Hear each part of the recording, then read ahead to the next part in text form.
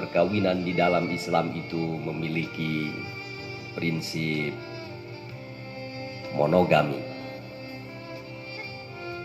Monogami itu apa? Monogami artinya adalah prinsip pernikahan yang dibangun atas dasar satu istri, satu suami. Seorang suami hanya memperistri satu orang dan seorang istri hanya mempersuami satu orang. Ini adalah prinsip yang sejatinya di dalam hukum Islam. Prinsip ini menjadi prinsip yang utama dalam bangunan perkawinan. Dan hukum Islam menganut prinsip ini. Nah, lalu pertanyaannya, kemuliaan macam mana yang diinginkan oleh syariat Islam berkenaan dengan keluarga muslim dengan berprinsip kepada prinsip monogami, satu suami, satu istri? Sekurang-kurangnya ada 3 alasan yang mungkin ini bisa digali dan dikembangkan berhubungan dengan hikmatut tasyri, perkawinan di dalam Islam yang mengacu kepada prinsip monogami itu. Yang pertama adalah dalam rangka menjamin garis nasab, menjamin garis nasab yang lebih baik. Karena jika terjadi kekacauan di dalam garis nasab atau kebingungan, itu tidak akan baik terhadap status manusia dan implikasi-implikasi hukumnya, baik hukum yang bersifat pribadi maupun kemasyarakatan. Sehingga tatanan kehidupan yang bersifat individual dan bersifat sosial, yang bersifat personal dan bersifat kemasyarakatan itu harus disusun berdasarkan tertib garis nasab yang memang elok dan memang benar berdasarkan fitrah manusia yang mulia. Sehingga nanti akan terlahir pribadi-pribadi dan lahir masyarakat-masyarakat yang memang memiliki garis nasab yang jelas sebagai basis dari pembentukan pribadi dan masyarakat yang juga jelas. Ini poinnya. Jadi siapa anak siapa dan bergaris nasab kepada siapa itu diatur sedemikian rupa. Dan ini nanti berkorelasi juga dengan hukum perkawinan, hukum waris dan hak-hak lainnya yang bersifat sivik, yang bersifat kemasyarakatan. Dan itu mestinya menjadi bagian dari hal yang sangat luhur dan penting untuk kita dalami, sehingga Islam menancapkan satu cahaya bagi ketinggian budaya dan peradaban keluarga Islam itu pada posisi yang pertama ini, yaitu posisi garis nasab yang sejatinya mengarah kepada apa yang disebut dengan kemuliaan manusia. Yang kedua, mitra sekalian, adalah dalam rangka pembangunan dan pencurahan kasih sayang yang utuh.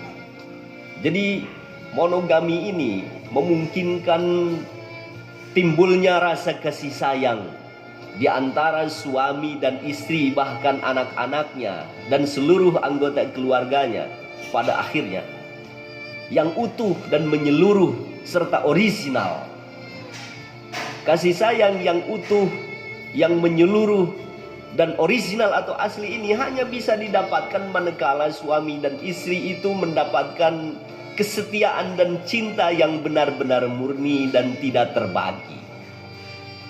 Jadi kasih sayang akan mengalir dengan sendirinya manakala suami dan istri menyerahkan dirinya secara total dalam ketotalan cinta dan kesetiaan. Sehingga nanti setelah ketotalan cinta dan kasih sayang itu diberikan, kemuliaan manusia akan terpelihara dan terjaga. Dan satu prasyaratnya, ya monogami ini menjadi solusinya. Dan untuk itulah hukum Islam hadir dalam rangka memberikan pembinaan kasih sayang antara suami dan istri dalam bangunan pernikahan yang total dan orisinal. Karena ketotalan dan orisinalitas kasih sayang itu menjadi modal yang penting dalam rangka membangun keluarga yang kuat, kokoh, dan bergairah. Tentu saja ini menjadi hal yang perlu kita diskusikan, mitra sekalian yang dirahmati Allah. Tujuan yang berikutnya, yang terakhir, dan ini juga amat sangat penting, untuk menghadirkan dan membina kesejahteraan manusia pada aspek ekonomi yang utuh dan sepenuhnya. Sehingga tentu saja bila mana menganut monogami,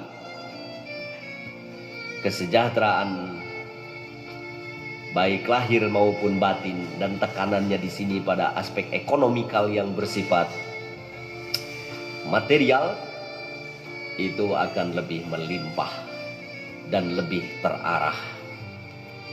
Jadi akan lebih meringankan dan tidak akan mengundang risiko-risiko ketidakberdayaan atau ketidakkuatan dalam memberikan nafkah dan tanggung jawab yang harus dipikul oleh suami dan istri dalam rangka membangun dan mewujudkan keluarga yang bahagia dan tentu saja sejahtera.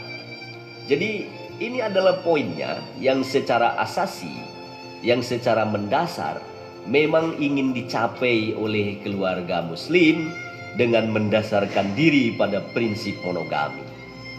Nah, mitra sekalian yang dirahmati Allah, bagaimana kalau kita mencoba mencocokkan perspektif ini dengan hukum positif? Nah, kalau kita coba membaca konsideran atau poin-poin berkenaan dengan hukum positif tentang keluarga muslim yang mendasarkan diri kepada prinsip monogami di dalam undang-undang tentang perkawinan nomor 1 tahun 74 pun itu dengan sangat jelas para pemikir dan pemegang atau pemangku kepentingan di Indonesia ketika merumuskan undang-undang ini dan di undang-undang itu diakomodir perihal prinsip monogami, itu sudah mempertimbangkan berbagai hal, ihwal kemaslahatan keluarga, dan tentu saja sepenuhnya merujuk kepada rujukan yang utama dan pertama di dalam pembentukan hukum Islam, yaitu Al-Quran, As-Sunnah, dan lalu dilahirkanlah ijtihad.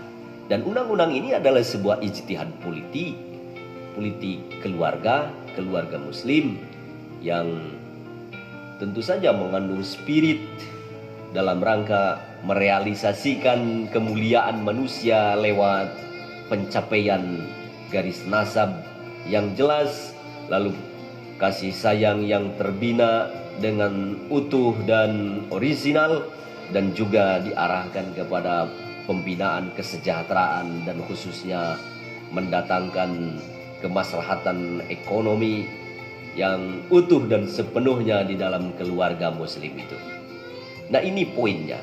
Jadi di dalam hukum positif memang sudah diakomodir kepentingan untuk kemaslahatan keluarga dengan prinsip pencapaian atau prinsip pemenuhan monogami. Nah, di dalam kompilasi hukum Islam juga itu sudah nyata ditulis dan dijadikan dasar pemikiran pembentukan hukum. Dasar pembentukan hukum ini yang kemudian ini menjadi bahan dari seluruh hal yang bertautan dengan keluarga, itu semua tidak lepas dari semangat monogami di dalam kompilasi hukum Islam. Pertanyaannya, bagaimana jika seseorang karena satu dan lain hal lalu dia tidak bisa memenuhi prinsip monogami? Di dalam hukum positif, perempuan itu tertutup untuk kemungkinan punya suami dua atau lebih sekaligus. Di dalam hukum positif kita dan bahkan di dalam hukum Islam itu sudah tertutup, sudah maghlub. Jadi tertolak bila mana ada seorang perempuan ingin punya suami 2 atau lebih, karena tidak ada pintu hukum yang terbuka untuk poliandri. Tetapi ada pintu hukum yang terbuka untuk poligami. Ini dibuka ketika ada iddirori.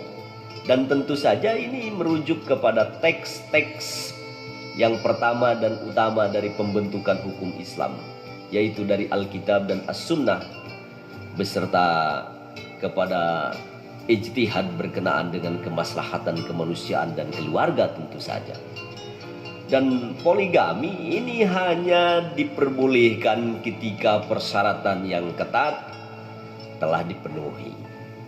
Dan di Republik Indonesia berdasarkan hukum positif, poligami itu diperbolehkan manakala bisa memenuhi persyaratan-persyaratan yang ditentukan. Dan ini nanti yang memutuskannya adalah Mahkamah Syariah. Sehingga nanti Mahkamah Syariah, pengadilan agama, menguji dan menggali alasan-alasan atau argumen-argumen yang kira-kira relevan dan bisa dijadikan hujjah, alasan yang kuat. Apakah seorang laki-laki diberikan izin untuk beristri lebih dari 1 atau tidak? Bisakah dia poligami atau tidak?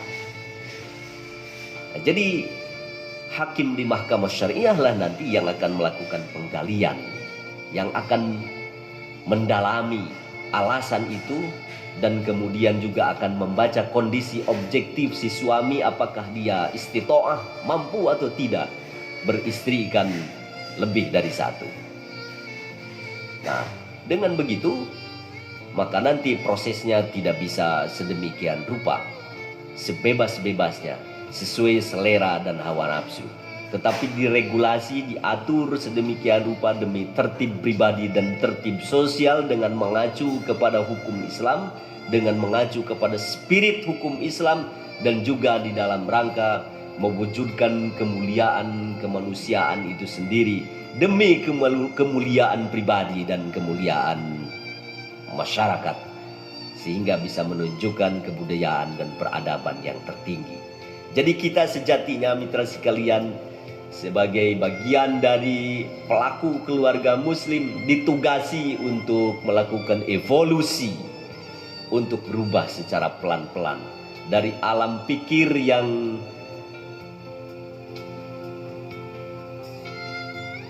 biasa menuju kepada alam pikir yang luar biasa, menuju kepada satu kondisi yang lebih baik, kepada satu keadaan yang lebih berkualitas, dan menunjukkan ketinggian kebudayaan dan peradaban dengan dipancari oleh cahaya ilahiyah yang memandu itu.